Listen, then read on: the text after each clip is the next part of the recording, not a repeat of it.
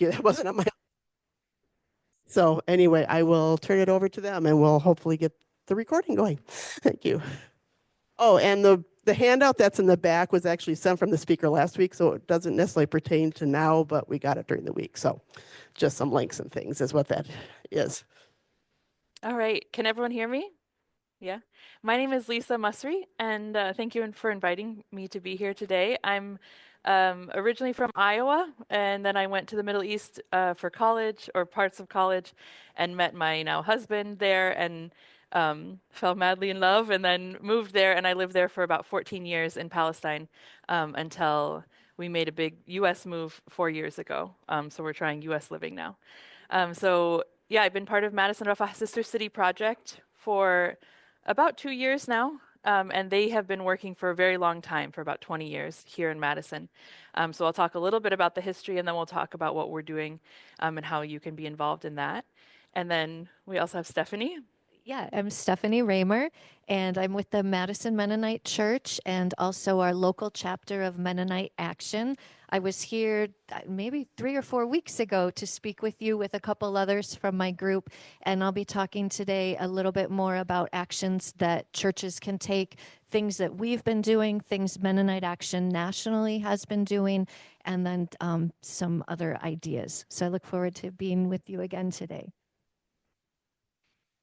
All right, so we have, because this is very much like a what can you do type of thing. There's a lot in these slides. So if it's okay, whoever does the tech could send it out to this group or the congregation because there's lots of links. So you don't have to know everything in the slides and write everything down or whatever it is you want. So hopefully that this will be able to be shared with you so that you can, anything that caught your attention or you think that something you want to do, there's links and there's reminders of what, the contact is and things like that for everything that we will talk about. And of course, you can always reach out to us for more information. So just a quick history of the Madison-Rafah Sister City Project. Started more than 20 years ago by a group of people who were interested in starting a solidarity group with Palestine, and then specifically wanted to be a sister city with Rafah, which is a city in the southern part of the Gaza Strip. And it's one of the more marginalized and impoverished areas of the Gaza Strip specifically, considering that the Gaza Strip is a very marginalized and impoverished area compared to the West Bank, and the West Bank is compared to other places. So kind of they chose a place that really could use some support and solidarity, both politically but also material wise, doing fundraising for different projects there. We didn't become an official sister city. There was a big pushback from um, I guess I don't know. It's a very like long dramatic story about what happened, but there were lots of meetings to get official sister cityhood with the municipality, I think, and the mayor, and then lots and lots of pushback against this. So there are sister cities in the U.S. with cities in the West Bank, but there are none to this date that with sister cities with cities in the Gaza Strip, and it seems like.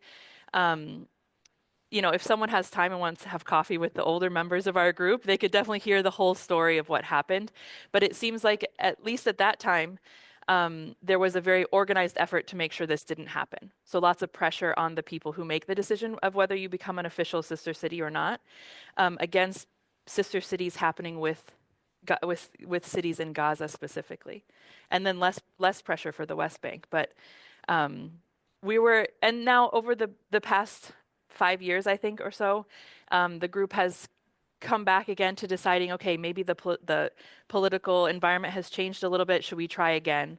And I think we're really busy doing the things that we do, and people didn't want to go down that road again just to get official sister city status. So we are an unofficial sister city. And then also because it's so difficult to go to Gaza, so difficult to get people into Gaza or out of Gaza, that the kind of cultural exchange and people exchange between the sister cities, if it were to happen, isn't happening as much as it would in a sister city that's not in this reality that Gaza is in. And so we thought that it's okay to keep going like this, but we didn't want to change our name because lots of people I think know of Madison-Rafah or Madison-Rafah Sister City Project. So we're still that name. We still focus on Rafah. We still focus on Gaza, but we consider ourselves a Palestine solidarity group. And one of the great things, if you're not on the mailing list, we put out, I know that it's hard to know which mailing list to be part of and which not, but if you're interested in what's going on in Madison for Palestine, the Madison-Rafah Sister City Project mailing list is a good one to be on, because they send out we send out an email about once a week, maybe every 10 days, depends on how many things are going on.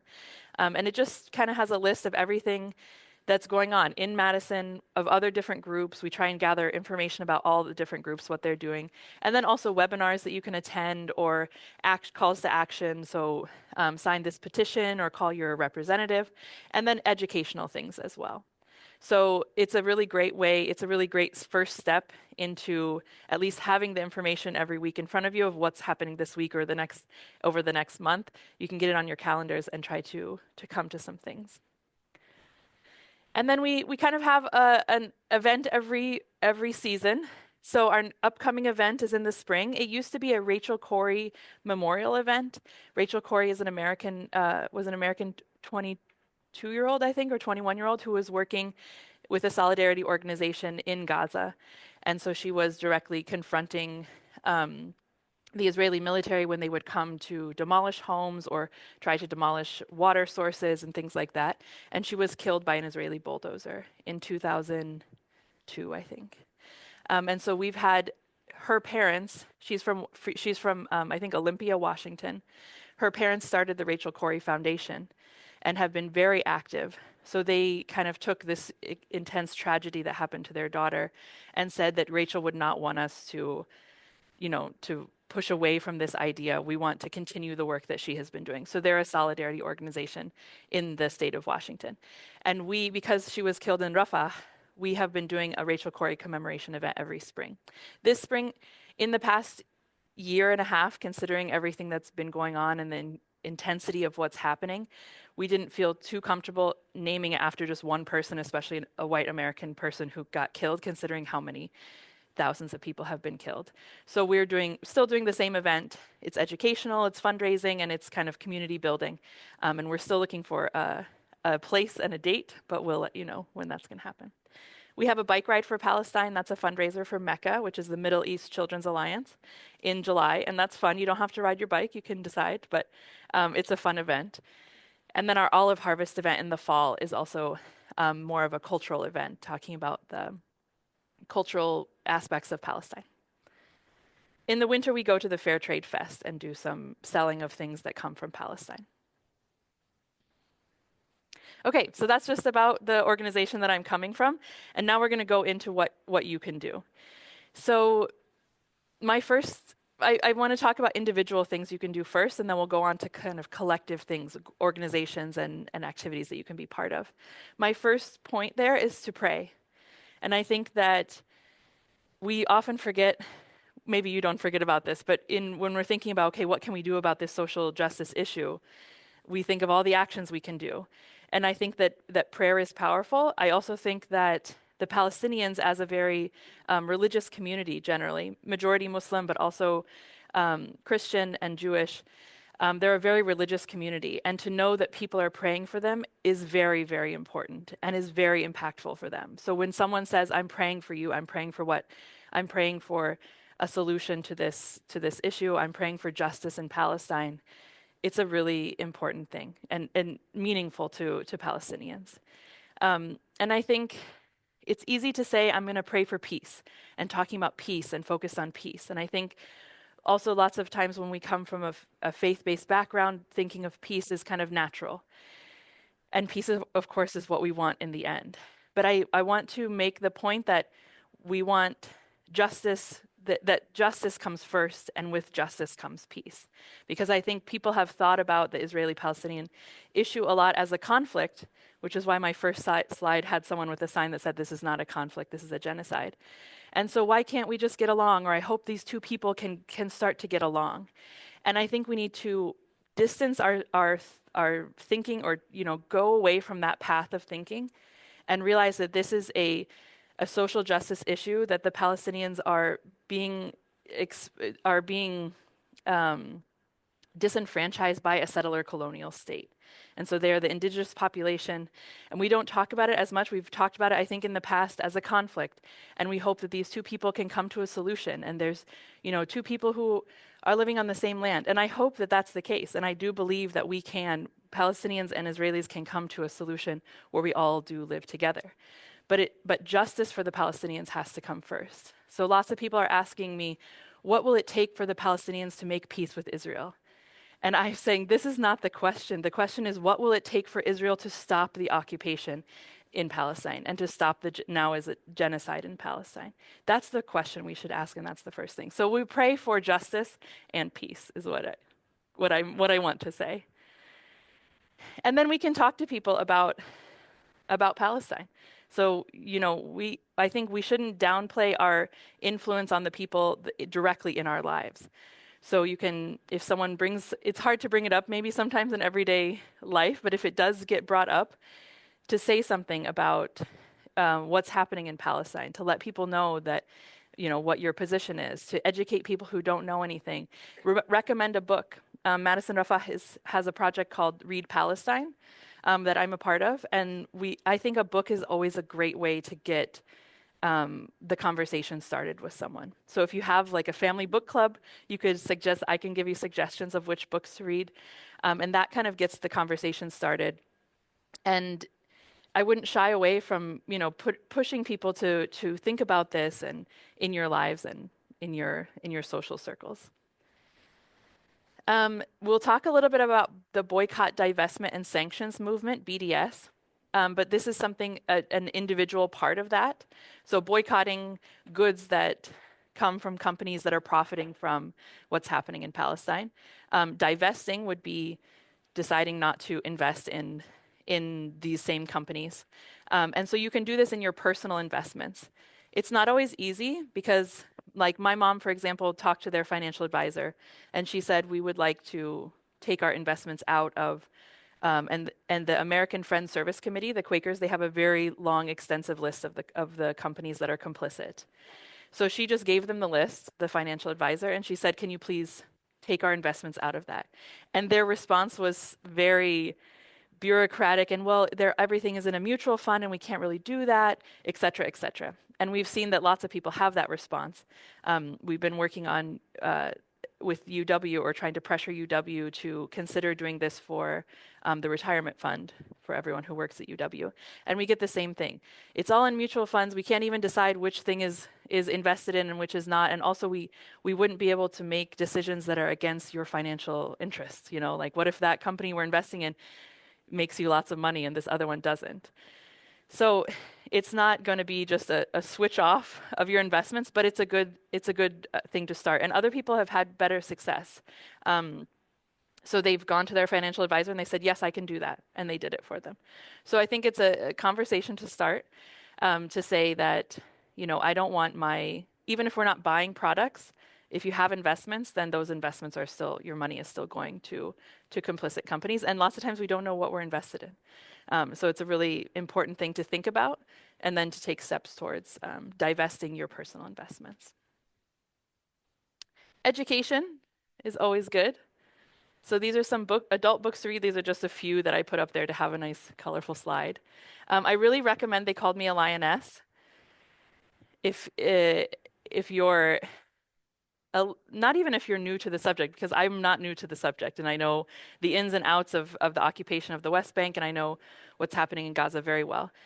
But I still really enjoyed this because it's this woman, her name is Ahad Tamimi. She's a grassroots nonviolent activist, and her whole family is. And she was part of this movement in like 2014 to 18 of villages in the West Bank that were doing nonviolent protests weekly against the settler expansion, Israeli settler expansion into their lands and their resources, um, and what happened to her. So she was imprisoned in Israeli prison when she was 16. And I learned a lot from the book. I like a story as opposed to just lots of facts. And so she tells her story. And with the story, she gives you the facts little by little. So I highly recommend that one. And this is actually the One Book, Many Communities book choice for this year.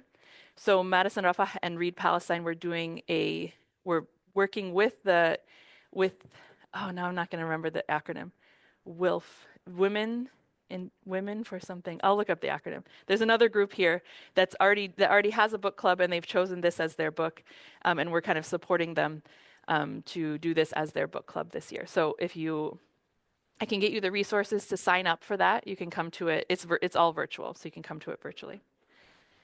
And then there's a number of other things. This one is all about Jerusalem, because Jerusalem the Israeli occupation has a lot of kind of divide the Palestinian group, the different Palestinian populations up, and each one has their own issues.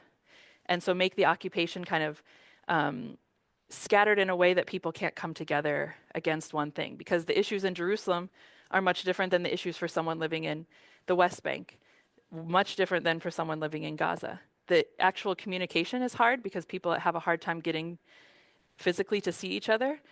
But also, like, my husband can't go to Jerusalem because there's a big checkpoint there. You have to have a certain type of permit to go there, and most men don't get the permit.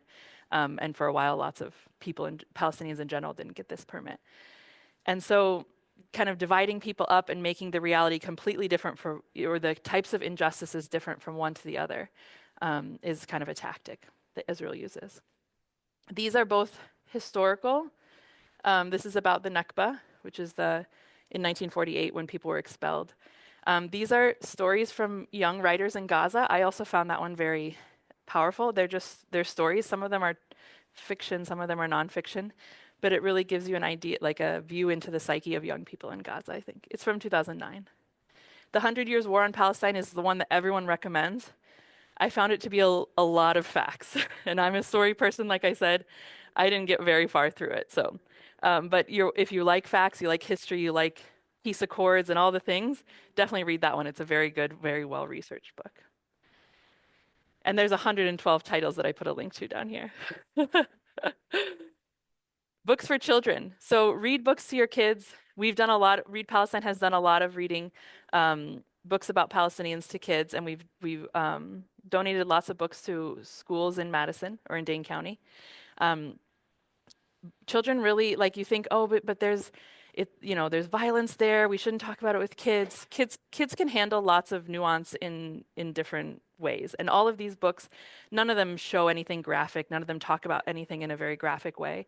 And mostly our goal here with the books for children is to combat the dehumanization of Palestinians. So look, Palestinians are just normal people doing their normal things, and then also a little bit of history about Palestine and what's happening there, so that they can have an idea. And those are, of course, for the children's books. Once you get into like middle school and up, then of course it deals with the conflict more directly, but still in an age-appropriate way. So there are many books that we have. If you'd like your kids to have some books, you can reach out to me, or you can get the list and buy them. Yeah. Oh, good. Oh, so that people online can hear you. Yeah. It's up. It's us. These olive trees is in the library upstairs. Oh, great. Good. And so if you'd like more, that would be we can get those for you. Your church can order them. I think it's a great project. I'm a young person educator, and so it's kind of my baby project. I am putting links here. We don't need to talk about this, but this social media, non-social media. And then Madison-Rafah has a very good resources page on their website. Our website is not super fancy. It's kind of bare bones, so it's not very aesthetic, but it has lots of information in there. So this resources for learning and advocating is a very good page to use. I don't watch a lot of the mainstream news, but when I do, I'm a little bit shocked of how things are presented. I just saw this morning 2 news articles next to each other that someone on social media had brought next to each other, and one said a Palestinian child whose her name is Hind Rajab was kind of a big story.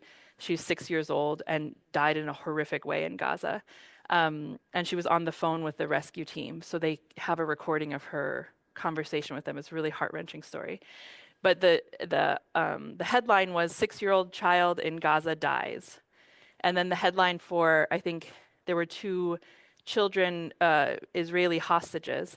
And the headline was like, 2 babies, small coffins, like more saying that it was so horrible that these children were killed, and talking about that the fact that they were babies and how hard it is to see this, which is true on either side.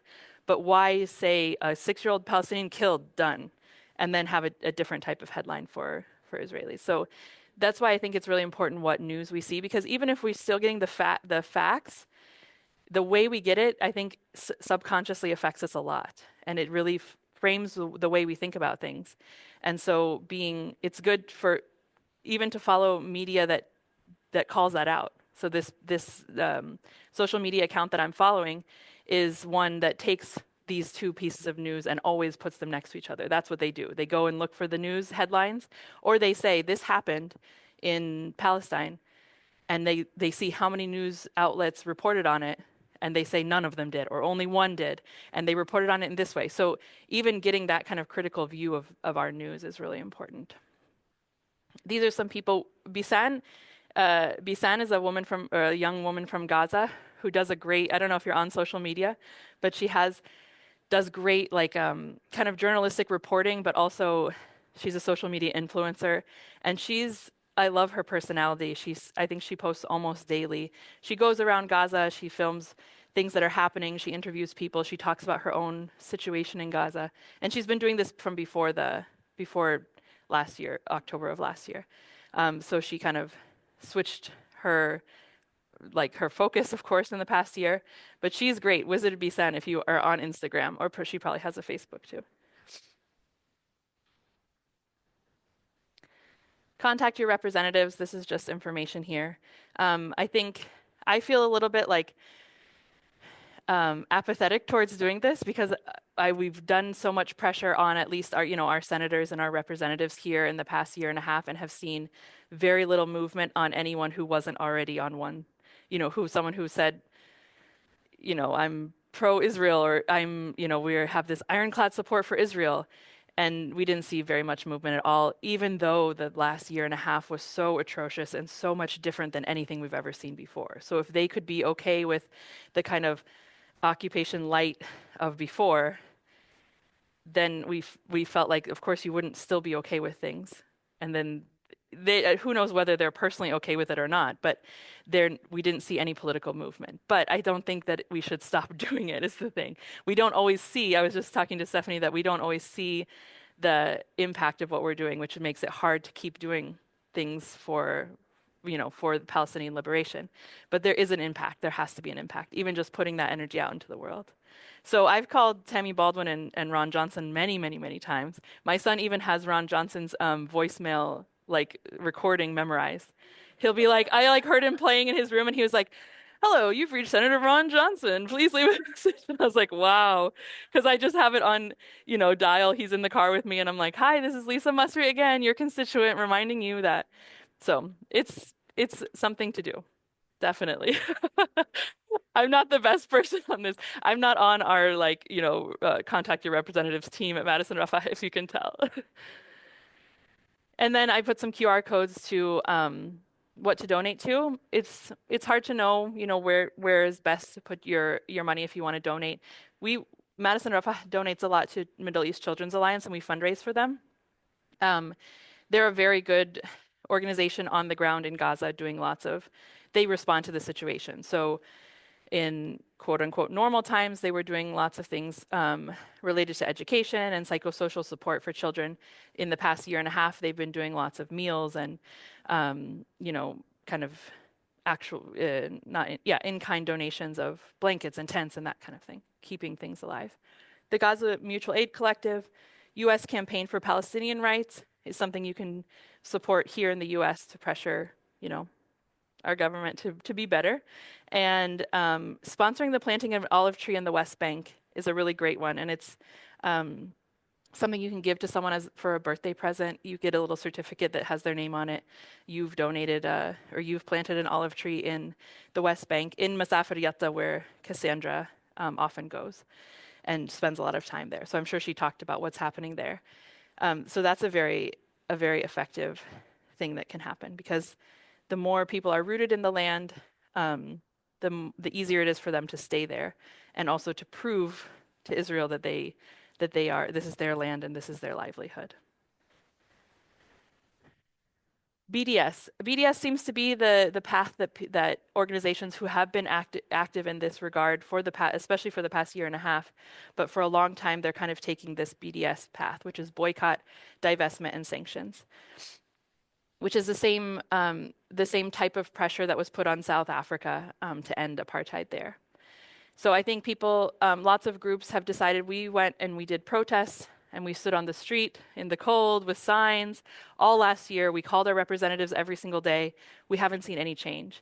So let's take a different tactic, and let's try to, pressure people by money, which is, money is powerful, money talks.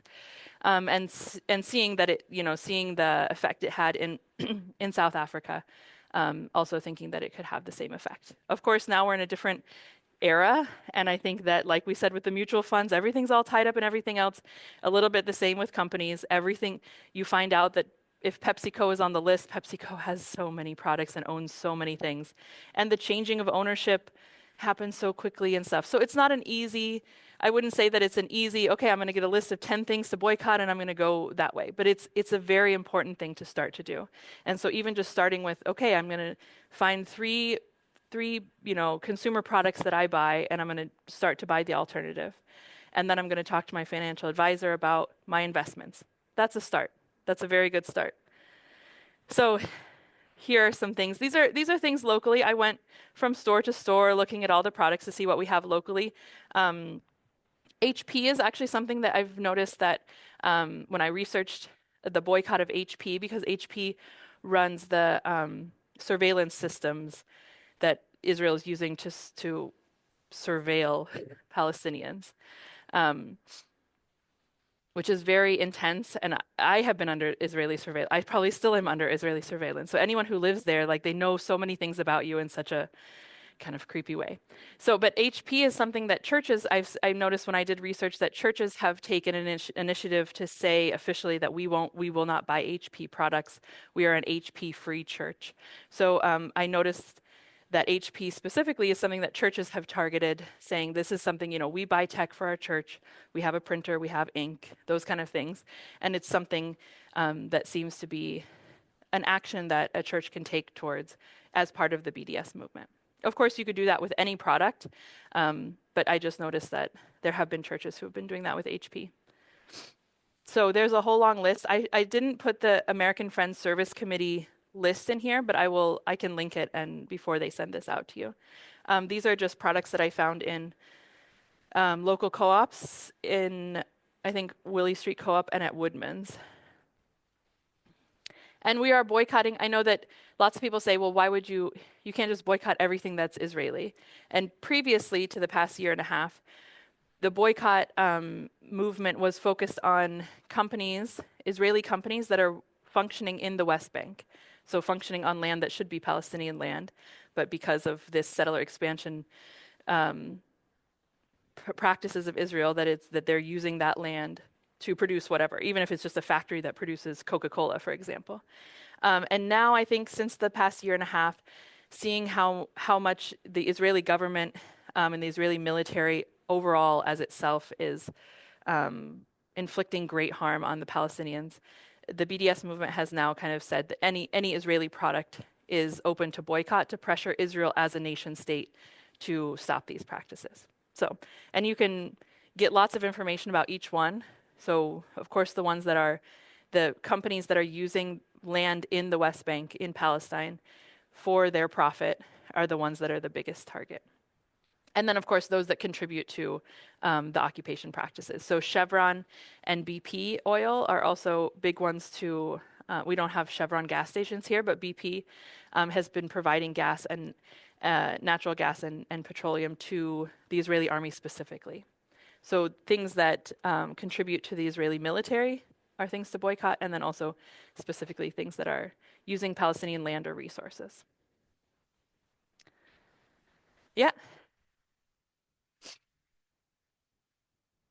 At least one of these apps gives you alternatives. Yes. So it's not like you're like, okay, now what do I do? And I Yeah. saw that HP, it's not only HP, but Dell. Dell as well, yeah. But then alternatives is Lenovo. I mean, this is not a commercial, but they do give you Yeah. they do give you alternatives. Mhm. So at least you know what you can Yeah. go for. So alternatives are also always helpful helpful to our brain because we can't just keep making decisions we get this decision fatigue, you know. So if you just in your brain say, okay, I'm not going to buy this, I'm going to buy this, then your brain has already made the decision. And so when you go to the store, you know that you don't have to keep making the decision and say, oh, well, today, oh, but this is easier or that's cheaper or whatever.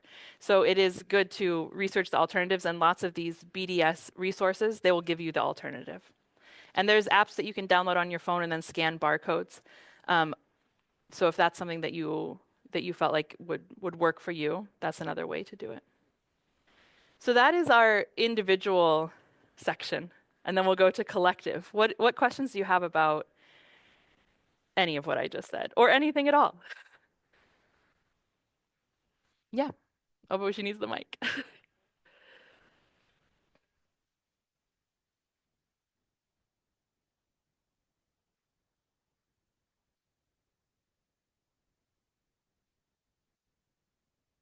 If there's a short update on Gaza, I don't know if it's can be. I mean, like, is there anything that one can do to support people there? Yeah. I mean, you said Mecca and Mm-hmm. yeah. But Yeah, I would say the Middle East Children's Alliance, the Palestinian Children's Relief Fund, even though they have children in the name, which of course children are always great to support, they support families in general and people in general. So the Palestinian Children's Relief Fund, PCRF, and Mecca, Middle East Children's Alliance, are places to give if you wanted to give to, I mean, if you have contacts or you have previously in the past donated to other organizations like UNICEF or the World Food Program, those are also, the UN programs are also functioning there and a big part, and they're usually a big part of the like the coordinated relief and rebuilding, which is sad that I have to say usually a part of the rebuilding, because this policy, Israel's policy of mowing the lawn in Gaza, so every few years bombing, doing a campaign of attacks, has happened so regularly that this how to rebuild is fairly well coordinated. But the UN usually takes a big role in coordinating those things, and provision of rebuilding materials, but tents in the meantime, food and shelter and those kind of things. So yeah, I would say UN agencies working there, UNICEF and World Food Program, and then the Middle East Children's Alliance is doing a great job as well. Yeah.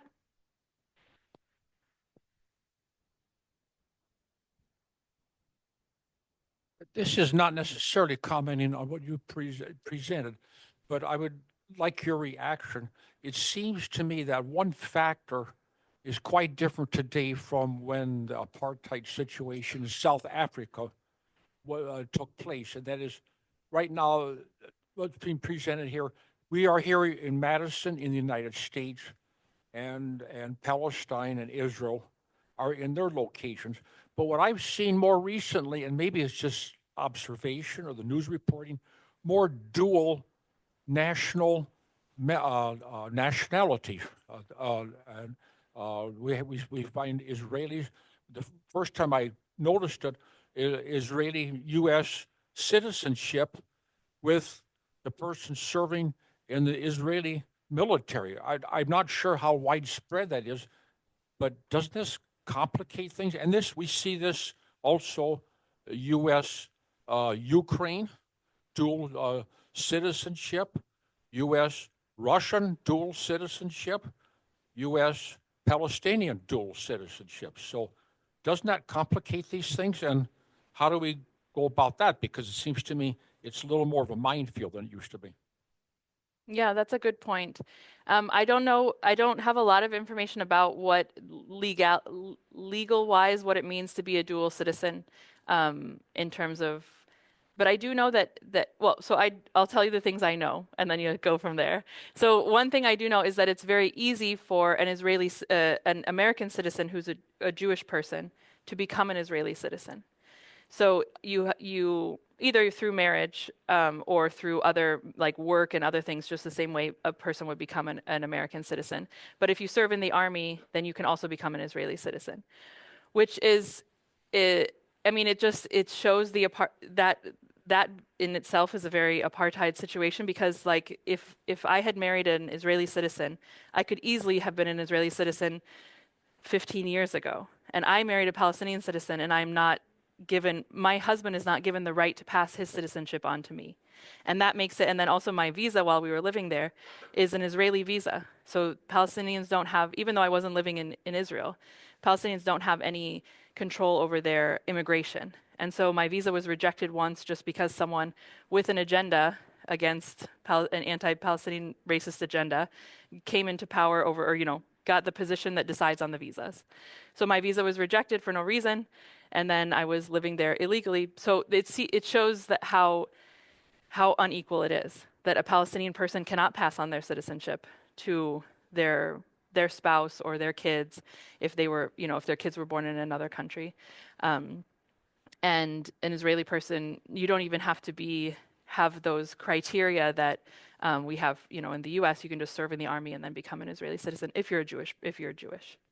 So yes, that's the thing that I know. And then I know that there have been other countries, and this is just anecdotal. I just read this maybe in the news.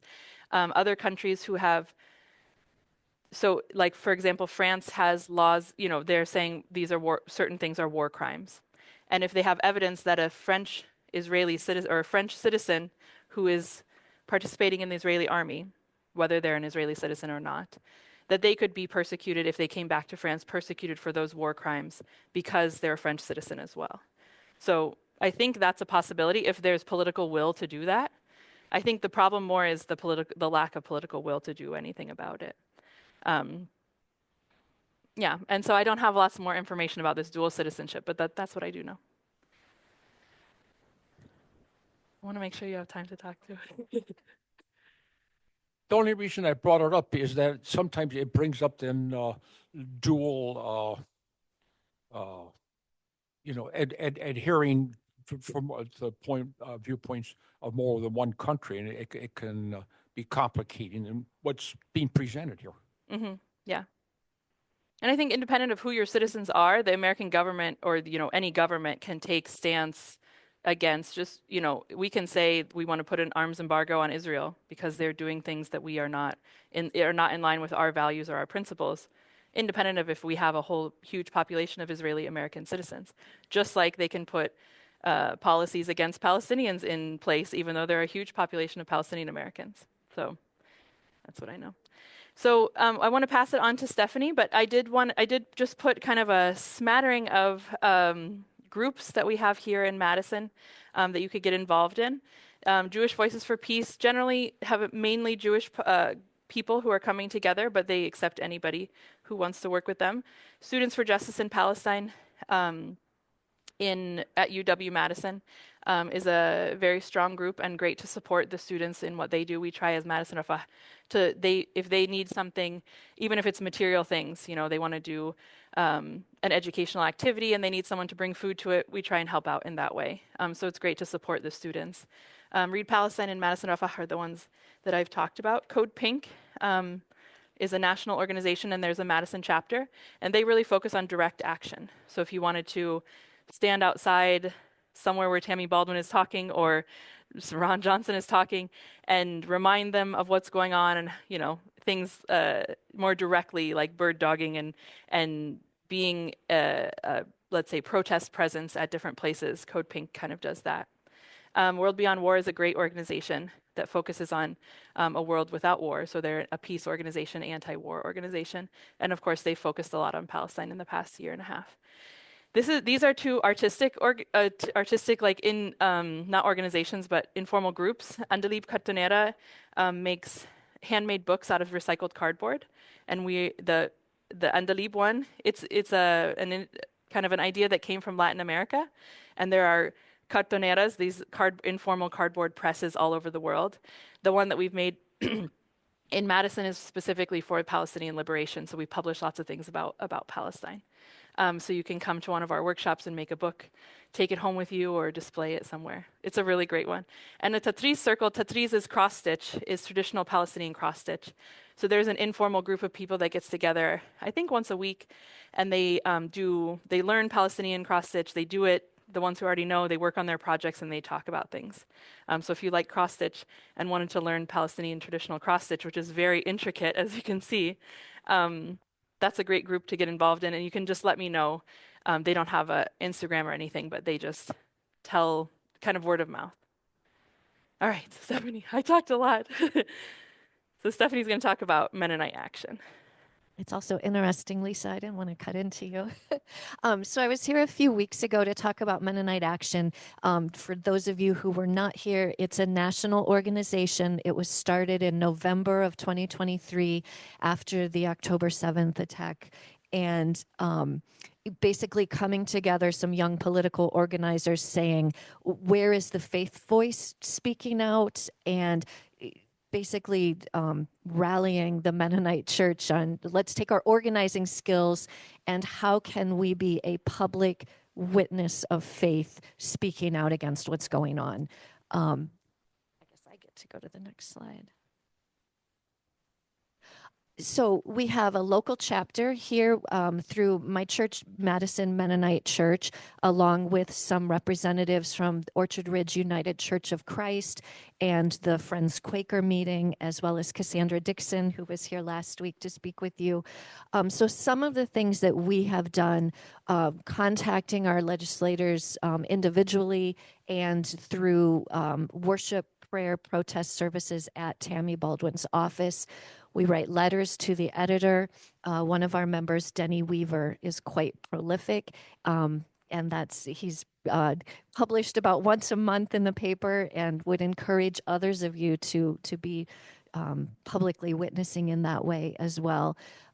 We joined with were some peace vigils at the farmers market last summer, visual display of shoes to represent all of the thousands of lives lost, reading of names, mostly children who have been killed in Gaza, and engaging with passersby to tell them more about why we're there and asking other people to speak up and speak out.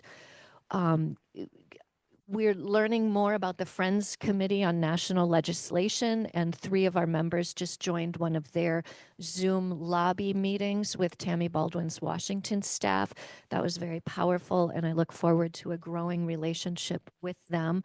But their website has a lot of information. They've been active for many, many years on lobbying Washington for peace efforts. We support fundraising activities by Madison-Rafah.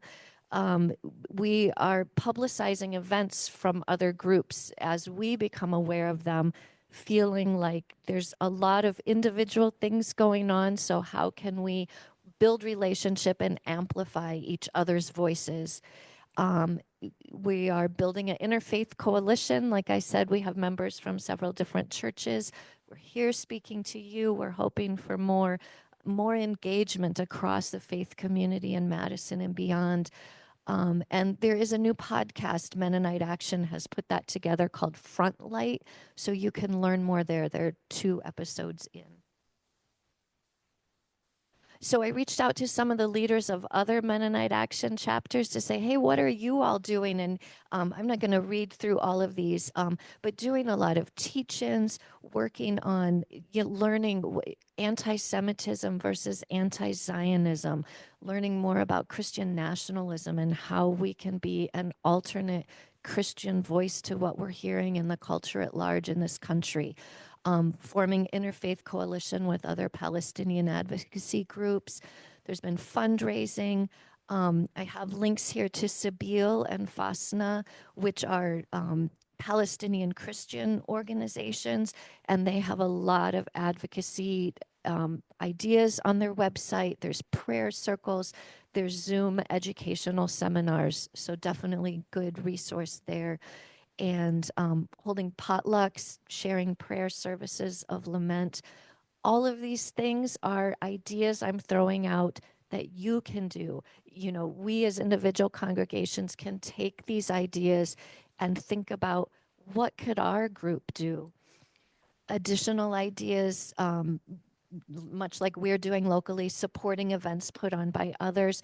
Some of our team went down to Chicago last July and joined a protest there. There's a very large Palestinian population in Chicago, and they've been out protesting every single week since October 7th. And this protest that we went to join was one that was co-led by the Mennonite Action chapter there. And it was just to be bodies and space of support and saying, you're not alone. You don't have to carry this alone. Doing Sunday school book studies, you're doing education right here, and I love seeing this. Here's one book that one of the groups studied by an author who's a Palestinian Quaker, and I need to put that on my reading list.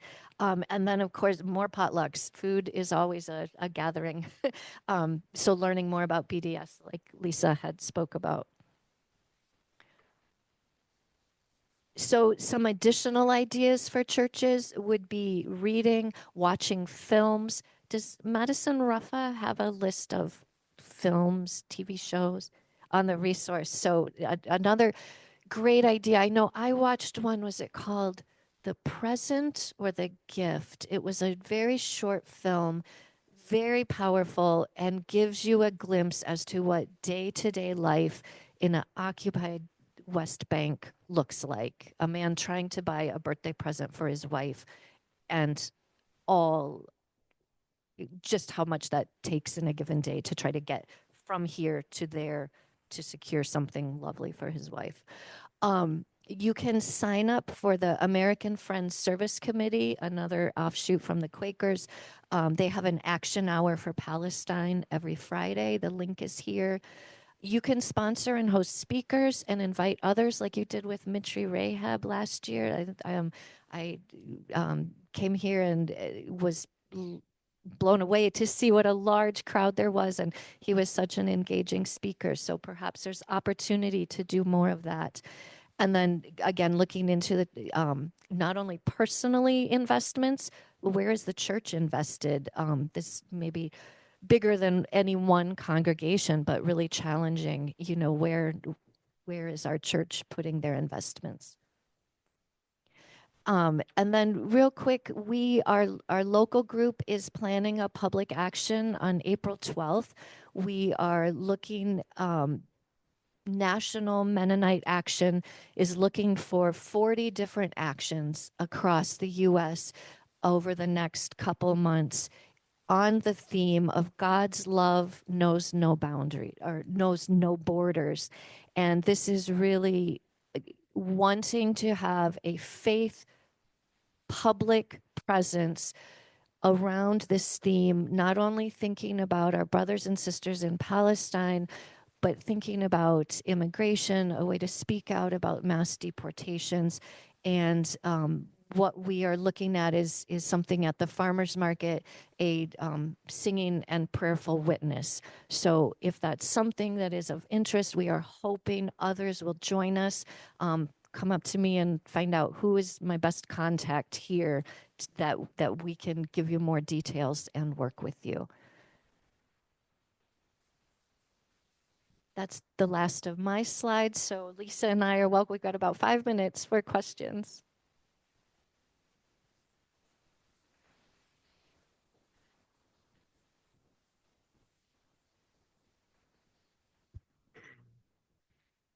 I'm on the steering committee of the Interfaith Peace Working Group, and our agenda included considering God's love knows no borders. And I don't know if you've gotten word, but one of the members of the committee, he's in Milwaukee, working group, had a concern about knows no borders. in terms of the U.S.-Mexican border and just how that theme might apply to the border. And it was, you actually almost said God's love knows no boundaries. And I think our support would be much stronger if it were changed from borders to boundaries. I appreciate that feedback, and I can take that back to the national group. With the wording as chosen, to me, what it says is God's love is bigger than political, country, what we have defined as borders between groups of people. But thank you. Along the same lines, in today's political climate, I've been watching. This is great for everything presented here, for going to person, but as national and international, I think the question is, how do we get the message across in today's political climate that we can be faithfully advocating for this and still be 100% allegiance to the United States of America? How could we be good citizens and still advocate? Because right now, the government is advocating you do it our way or you're not good citizens of the United States. And I'm hearing a lot of feedback. This is not Christian. It goes back to Jesus saying, render unto Caesar that which is Caesar, render unto God that which is God. How do we get that message across nationally? I don't think that's happening right now. Can I say something? I think, in my opinion, being a good citizen is the same as being like a good member of a family. That if someone in your family is starting to say, we should do things this way and we should do that, and starting to do things that I think are not the values of our family, it's being a good citizen or being a good part of that family is to speak out against that. And so saying that that God's love knows no borders, for example, as a Christian, to say that is on not being a good citizen, it is being a good citizen. And so we don't change what citizenship means every 4 years. And we need to make sure that if in a certain 4 years there are policies and things that are happening and messages that are being given to people that we don't believe are in line with what it means to be an American citizen or what it means to be a Christian, then we speak out against that, and then of course continue doing what we believe is right, assuming that you are confident in what it is that you believe and what is right. I will say that something that I've also said many times to groups is that this ironclad support of Israel that the U.S. has, I shouldn't have put quotes, air quotes, because it is ironclad support of Israel, is not good for Israel either. And it's not good for the people of Israel, and it's not good for the Jewish group as a whole across the globe. So being an ally doesn't always mean that we just do whatever you say, do whatever you want to do. Being an ally means that we take someone's best interests into consideration in our actions and what we're pushing for. And so this is none of what's happening, and none of what has happened for the past 70 years has been in Israel's interest, except for just getting more land. But it's not in the interest of actual human beings that live in Israel or Palestine. And I think the same is true for the U.S., that what's happening, if we think that what's happening is not good for the people of the U.S., then it's being a good citizen to speak out against that, and definitely being a good Christian. But I don't know. Well said. Thank you. I just want to clarify, because we're actually in agreement. You said what Israel is good and necessarily was doing is not necessarily good for Israel. That's what I'm talking about. Israel as a country, the United States as a country, doesn't necessarily align with what the government and its policies are doing. That's what I'm saying. Getting that message across. That's my point. Yeah, and I think that is being a good citizen. So don't worry about it. Go for it. That's I also just like another quick comment on this topic. I feel like there's a lot of pressure on citizens to be good citizens, but there's very little pressure on the government to be a good government. And just remembering that it's also our government's job, right? We're told, and we're a democracy. They should be listening to our opinions, right? That, to take people's beliefs and ethics over their own financial gain. And I think the US is I was so shocked. And even though I'm an American citizen and I came here many times over this 15 years that I didn't live here, but moving back is a little bit different because you kind of really consider yourself then part of the community. I'm looking at the community critically. I was so shocked at how divided we are. A, B, black, white, whatever it is you want to consider it, but divided. And I think that division creates this problem of these every 4 years because you're like, we're in a identity crisis of how do we, because that what's happening now is a reflection of what some people want, I think. But without us actually seeing each other and communicating with each other and living with each other and having this dialogue, we become very radicalized on either side. And then it makes this identity crisis, which I think is, yeah, but that's American politics. That's not our job today. Okay, it looks like we're at the end. So thank you so much. This was a great 2-part series. Next week, we have our update with the Sequoia Outreach Librarian. It's a new one, so she may have some new things to tell us. So come hear what's going on at the library for something totally different.